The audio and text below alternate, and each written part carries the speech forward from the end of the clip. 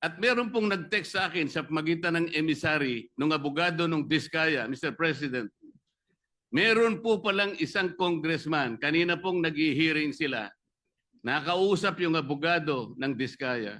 Kailangan, meron kayong matukoy na senador sapagkat makokontempt kayo. Nasa akin po yung text message, Mr. President. Sa mga tweet, gusto lang nilang magpangalan.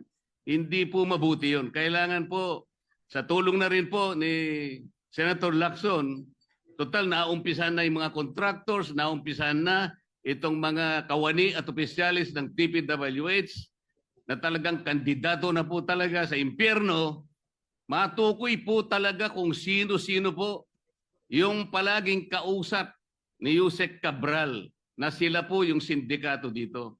Para po yung walang kasalanan ay huwag pong madamay. Maraming salamat po, Mr. President. Salamat po, Your Honor. Yeah.